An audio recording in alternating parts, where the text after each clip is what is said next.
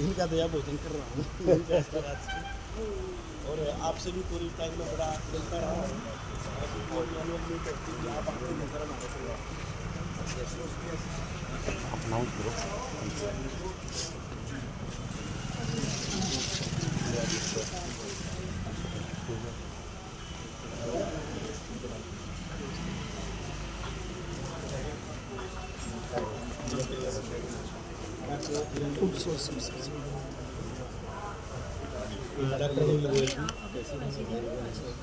Doctor Ram Dixit जी vice president, doctor गौरव Rai ji joint secretary.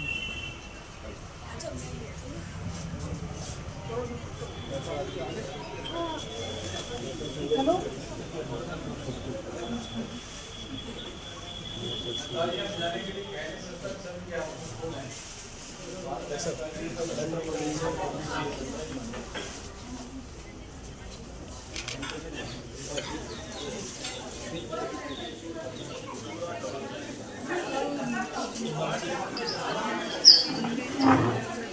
Swami ji का आज के इस छोटे से समारोह में मैं नीमा जीत की तरफ से स्वागत करता हूँ।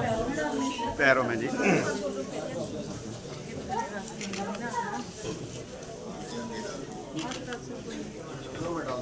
और क्या ऊपर नहीं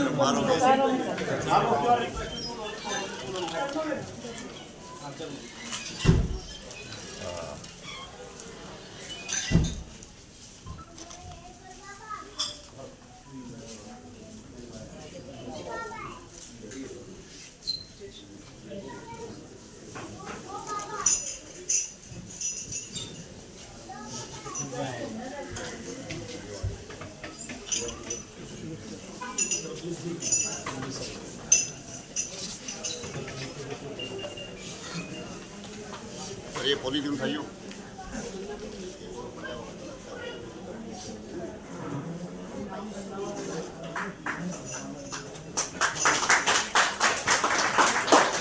जोरदार तालियों से स्वागत है।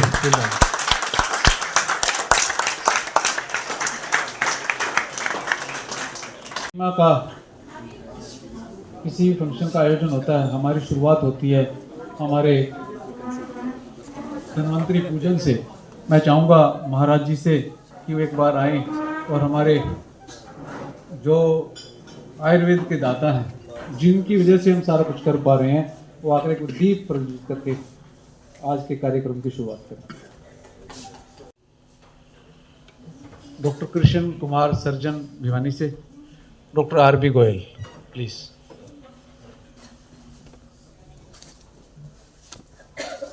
हमारे पैटर्न और कोऑर्डिनेटर डॉक्टर वीरेंद्र मल्होत्रा और डॉक्टर सैगल साथ में प्लीज।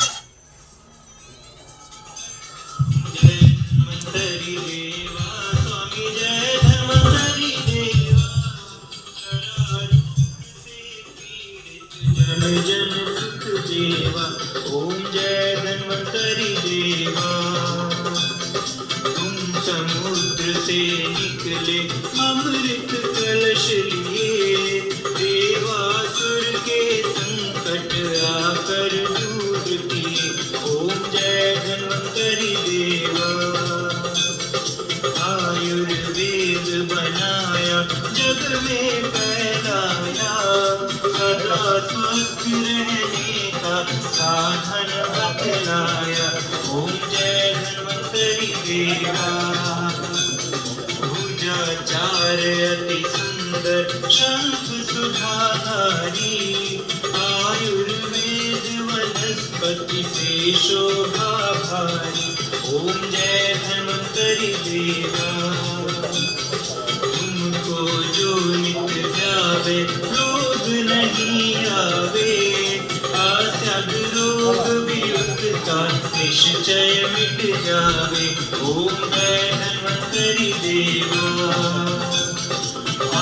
जोड़ कर प्रभु जी दास खड़ा तेरा, वैद्य समाज तुम्हारे चरणों का। बहुत बहुत स्वागत और बहुत बहुत धन्यवाद बाद में होता है, पहले ही कर देता हूँ कि आपने इतना समय निकालकर बहुत दूर दूर से आए। आप सभी का नीमा जीन परिवार में मैं स्वागत करता हूँ। मैं नीमा के बारे में थोड़ा सा बता दूँ, उसके बाद हम आज का कार्यक्रम शुरू करेंगे। नीमा हरियाणा में एक बहुत बड़ी संस्था है, लगभग 30,000 डॉक्टर्स ISM है हमारे, और नीमा पिछले 70 वर्षों से काम कर रही है और बिल्कुल मानव कल्याण से जुड़े हुए हमारे साथी हैं जो बेहतरीन सेवाएं दे रहे हैं अपने उसमें। जींद में भी एक छोटा सा हमें आयोजन करने का ये मौका मिला।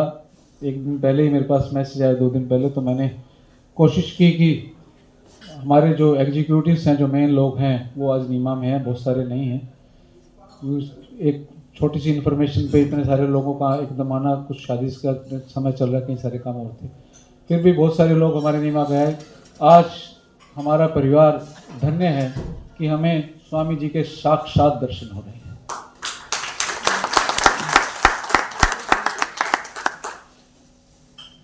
आज हमारे बीच में बहुत सारे हमारे मेहमान हैं, जो कुछ मुझे नाम पता है, जो मैं उनको मंच पर भी बुलाना चाहूँगा। हमारे साथ हैं doctor Markandey Ahuja, vice chancellor हैं, जियो राष्ट्रीय उपाध्यक्ष हैं। चाहूँगा मंच पर स्वामी जी के स्वागत के लिए डॉक्टर सुदर्शन चुग साथ दें तो अच्छा लगेगा। डॉक्टर सुदर्शन चुग।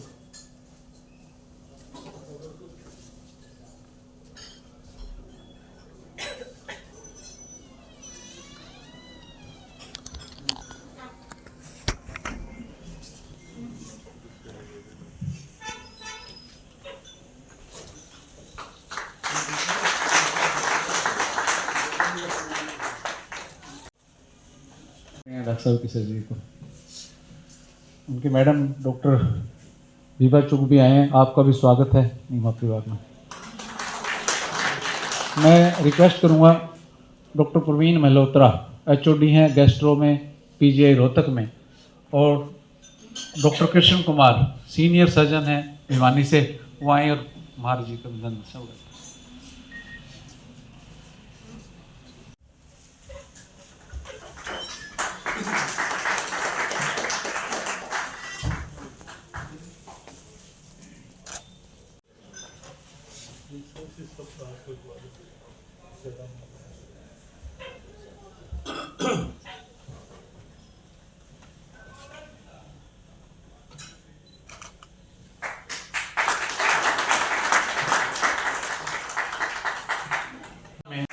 कोई ऐसा मंच, कोई ऐसी जगह नहीं जहाँ डॉक्टर आयुर्वेद गोयल का नीमा में नाम नहीं।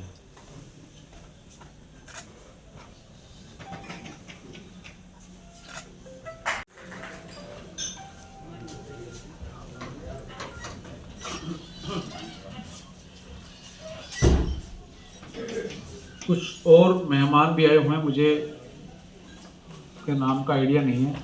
ग्रोवर जी हैं और बहुत सारे लोग हैं जाने पहचाने। और गीता का एक लाइब्रेरी छोटी सी बना के दी ताकि मैं लोग लिटरेचर पढ़ सके उसके बारे में, और यहाँ पर हमारे बीच में आए जो इनका गीता के प्रति और मानवता को जागरूक करने के प्रति जो कार्य हैं उसकी कोई सोच भी नहीं सकता, कल्पना भी नहीं कर सकता। मैं बहुत ज़्यादा सब नहीं लूँगा क्योंकि पहले ही हम कुछ लेट चल रहे हैं। मैं चाहूँगा हमारे वाइस प्रेसिडेंट रहे हैं जो डॉक्टर मार्कंडे जी, वो आए और मंच पर 2 शब्द। माननीय, हम सब के वंदनीय पूजनीय श्री ज्ञानानंद जी महाराज के चरणों में प्रणाम करता हूँ, और आप सब जो लोग नीमा के माध्यम से यहाँ पर पहुँचे हैं, अपने कीमती समय में से समय निकालकर आप सबका जियो गीता की तरफ से स्वागत भी करता हूँ, अभिनंदन भी करता हूँ। डॉक्टर कमल ने कहा कि हरियाणा में नीमा के 30,000 मेंबर्स हैं, तो छोटा सा गिलहरी सा कंट्रीब्यूशन मेरा भी है कि उसमें से लगभग 2000 के करीब मेरे भी स्टूडेंट्स हैं जो 29 साल में अस्थलबोर में हमने जिनको पढ़ाया, जिनके साथ बड़े हुए, वो भी बड़े हुए, मैं भी बड़ा हुआ। जो पहला बैच था वो तो 21 साल के वो लोग खुद थे और मैं 25 साल का था, इसलिए उनसे लगाव भी बहुत ज़्यादा है। तो आज हम सब जिस विषय के लिए एकत्रित हुए हैं वो आज का केवल हम सब का विषय नहीं है, पूरी दुनिया का विषय। आज पूरी दुनिया जिस दौर से गुजर रही है उस दौर में गीता की जो महत्ता बढ़ी है वो मैंने स्वामी जी के साथ जाकर अंतर्राष्ट्रीय मंचों पर देखा है कि जो लोग आज जो चाहिए लोगों को, जो आज के जीवन की मांग है वो निश्चित रूप से गीता है। आइंस्टीन ने कहा कि शायद मैं अपने जवानी में गीता को पढ़ लेता तो आज मैं एक साइंटिस्ट की तरह नहीं मरता, मैं एक संत की तरह मरता। ये उस व्यक्ति के उद्गार हैं जिसे हमने पिछली सदी का सबसे इंटेलिजेंट व्यक्ति माना। दूसरा, एडिंगटन जिसने ये कहा कि आज तक हम जानते थे कि ये दुनिया वस्तु है, मैटर से बनी है, परंतु अपने जीवन के अंत तक आते आते और गीता को पढ़ के मैं डेफिनेटली ये कह सकता हूं कि ये यूनिवर्स, ये ब्रह्मांड एक वस्तु नहीं है, it's not a thing, it is a thought, ये एक विचार है। और निश्चित रूप से ये विचार बढ़ता जाएगा क्योंकि जैसे जैसे जरूरत बढ़ेगी, because Gita is all about cosmic consciousness. आज न्यूटन के बाद फैराडे, न्यूटन ने लॉज ऑफ मोशन दिए, फैराडे ने हमें इलेक्ट्रोमैग्नेटिक कंडक्शन दी, नील बोहर ने आके एटॉमिक थ्योरी दी और उसके बाद मैक्स प्लैंक ने हमें क्वांटम थ्योरी दी। परंतु एक यूनिफाइड थ्योरी कोई भी नहीं दे पाया। जो भगवान कृष्ण ने यूनिफाइड फील्ड थ्योरी गीता में दी, शायद साइंटिफिक कंट्रीब्यूशन में आने वाले समय में सबसे बड़ा महत्वपूर्ण कंट्रीब्यूशन भारत का हो सकता है। वॉल्टेयर जो फ्रांस का सबसे बड़ा विचारक था, जिसने एक किताब भी लिखी जिसका नाम कैंडिडे है, और कैंडिडे में भी वही सब कुछ है जो भगवत गीता में है, केवल अर्जुन और कृष्ण के नाम पर नाम दूसरे हैं, परंतु पूरे का पूरा वातावरण और पूरे का पूरा जो उसकी टीचिंग्स हैं वो गीता की ही टीचिंग्स हैं। और वॉल्टेयर ने ये कहा कि हम गंगा के किनारे से ज्ञान तो ले आए, क्योंकि भारत से ज्ञान मुस्लिम इन्वेजर लेकर गए, वहाँ से जर्मन्स लेकर चले गए और जर्मन से फ्रांस और पूरे यूरोप में फैला। तो वॉल्टेयर ने ये कहा कि हम गंगा से ज्ञान तो ले आए परंतु भगवान को वहीं छोड़ आए। यानी वो आज ये महसूस करते हैं कमी, जो कमी भारत पूरी कर सकता है। कृपया ये थोड़ी सर्विस को 2 मिनट के लिए शांति का वातावरण दें। वैसे तो स्वाधीनता संग्राम में जो कंट्रीब्यूशन है, यदि आप कुरुक्षेत्र गए हैं, जो स्वामी जी ने गीता ज्ञान संस्थानम में म्यूजियम बनाया, उसमें भारतीय स्वाधीनता संग्राम की पूरी कहानी, गीता का उसमें क्या योगदान है, ये सब दिखाया गया। और मुंशी जी ने तो यहाँ तक कहा कि यदि स्वाधीनता संग्राम में से गीता को निकाल दिया जाए तो स्वाधीनता संग्राम सूना सूना सा लगता है।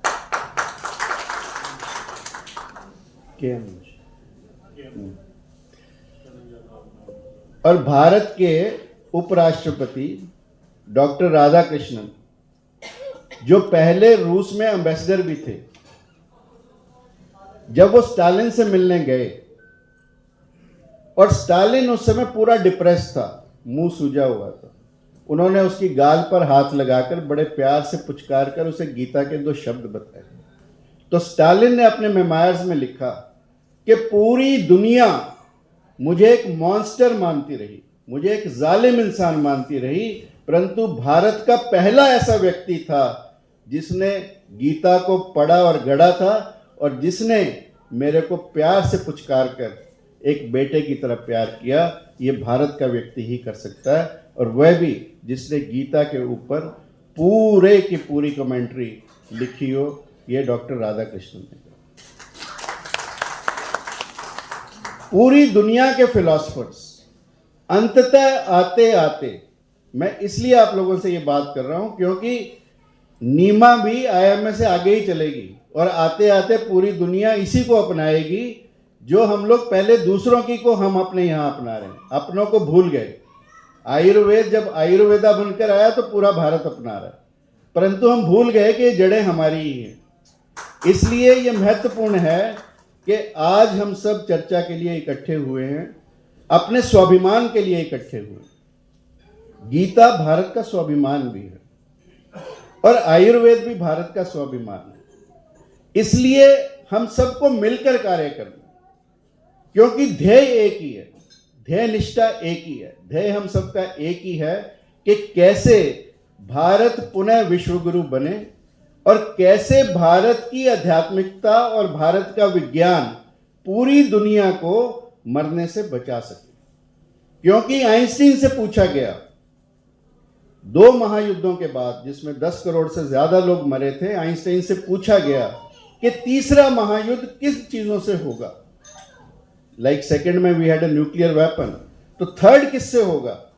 तो आइंस्टीन ने कहा कि तीसरे का तो नहीं कह सकता, परंतु चौथे के बारे में निश्चित रूप से कह सकता हूं। और चौथा क्या है कि चौथा होगा ही नहीं, क्योंकि तीसरे के बाद कोई मानव बचेगा ही नहीं। और कभी हजारों साल के बाद हुआ भी तो होगा भी उन्हीं अस्त्रों शस्त्रों से जो लकड़ी और पत्थर के बने हुए हों, जिनसे पहला युद्ध हमने मानवता में किया। इसलिए पुनः हम वापस अपनी जड़ों पर जाएं। गीता जी हमारी रूट है, हमारी जड़ है, और गीता के ज्ञान से हम पूरे विश्व को, जो आज मानसिक अवसाद में, पूरे विषाद में, you see India is also becoming a suicide capital. It is not a question of the west now. America में 70% लोग मनोरोग से पीड़ित हैं और किसी न किसी तरह की दवा खाते हैं, और भारत भी अब पीछे नहीं है। India is fast becoming a suicide capital. That means more than physical illness, it is now the mental illness. So we need to concentrate not only on the physical well-being, but also on the mental, social and spiritual well-being. So we have got together today to discuss all this कि हम कैसे लोगों की मनोस्थिति को, परिस्थितियां तो जीवन में बदलती रहती हैं, हर एक के जीवन में बदलती हैं, बिकॉज ये साइकिल है, चाहे सुख का, दुख का, जीवन का, मृत्यु का, ये साइकिल है। परंतु हमारी मनोस्थितियां ना बदलें, परिस्थितियां बदलें, परंतु मनोस्थितियां ना बदलें हमारे जीवन में। उसके लिए गीता हमारे लिए कैसे मदददायक हो सकती है, हमारे प्रोफेशन को आगे बढ़ाने में गीता कैसे मदद कर सकती है, डॉक्टर पेशेंट रिलेशनशिप के लिए गीता कैसे मदद कर सकती है, और डॉक्टर्स की खुद की मनोस्थिति ना बिगड़े। जिन हालात में हम काम करते हैं, एक टेरिबल चैम्बर है जिसमें हम सब लोग काम करते हैं। सारा दिन डर के माहौल में हम वातावरण में काम करते हैं, और जब से कंज्यूमर एक्ट और दुनिया भर के एक्ट्स आए हैं, डॉक्टर्स के लिए it is becoming very difficult to practice. और जिस मेंटल स्टेटस में हम काम करते हैं वो निश्चित रूप से एक दबाव का वातावरण है। हम अपने आप को भी ऐसे दबाव में कैसे ठीक रखें, उसमें गीता हमारी कैसे मदद कर सकती है, निश्चित रूप से स्वामी जी हम सबका मार्गदर्शन करेंगे। और दूसरा, स्वामी जी को तो वैसे गीता पढ़ाने की ज़रूरत नहीं है, अगर हम इनको देख ही लें तो गीता निश्चित रूप से हमें समझ में आ जाती है, जिनका जीवन ही गीता में ही हो। स्वामी जी के भाल पर मैंने गीता के ध्यान और ज्ञान के चर्म को देखा है। स्वामी जी के हाथों में मैंने गीता जी के निष्काम कर्म को देखा है। स्वामी जी के दिल में गीता के मर्म को देखा, और निश्चित रूप से स्वामी जी गीता की चलती फिरती मूर्त है, और न केवल भारत में परंतु पूरे विश्व में। चाहे वो लंदन हो, चाहे कनाडा हो, टोरंटो हो, चाहे सिडनी हो, सब जगह गीता जी का परचम लहराने वाले स्वामी जी आज हम सब के बीच विद्यमान है। और जो गीता ज्ञान संस्थानम कुरुक्षेत्र में बन रहा है, वो निश्चित रूप से यदि आप लोग वहां जो नहीं गए वो जाकर आए, वो सकारात्मकता का प्रतीक है, वो हमारे अंदर साहस पैदा करने का प्रतीक है, वो हमारे अंदर संवेदनाएं पैदा करने का प्रतीक है, वो हमारे अंदर सहयोग पैदा करने का प्रतीक है, वो हमारे अंदर संस्कार पैदा करने का प्रतीक है, और वो हमारे अंदर सच्ची राष्ट्रीयता पैदा करने का प्रतीक है। बहुत से पिलर्स हैं उस संस्थान के, और उन पिलर्स के स्वामी जी की सोच के माध्यम से हमारा भी सौभाग्य है, डॉक्टर चुग हैं, doctor Praveen Malhotra, doctor Samrat, doctor आंचल, सब लोग लगे हैं कि कैसे गीता ज्ञान संस्थानम पूरी दुनिया को रास्ता दिखाने का माध्यम बने। आज आप सब लोग आए, आप सब ने स्वामी जी का स्वागत किया, अभिनंदन किया। मैं जियो गीता परिवार की तरफ से आप सबका धन्यवाद करता हूं और आप सबका आभार प्रकट करता हूं कि आप अपने कीमती समय में से समय निकालकर यहाँ पर आए और हम सब एकचित्त होकर, एकाग्र होकर स्वामी जी के वचनों को सुने। उनका एक एक वचन, एक एक शब्द हम सब के जीवन को बदल सकता है। हमारा जीवन बदला है तो निश्चित रूप से आपका जीवन भी बदलेगा। धन्यवाद। और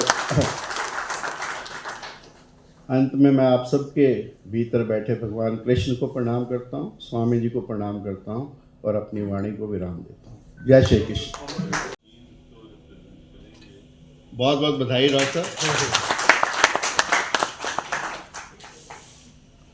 और डॉक्टर वो कहाँ गए, आर्य साहब, विजय, ये महाराज जी सबसे ड्यूटी देने लायक आदमी है ना।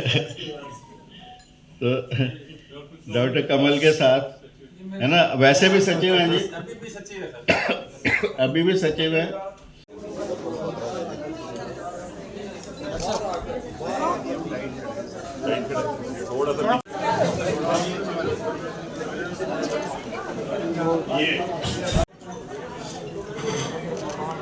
नीमा के मेंबर्स।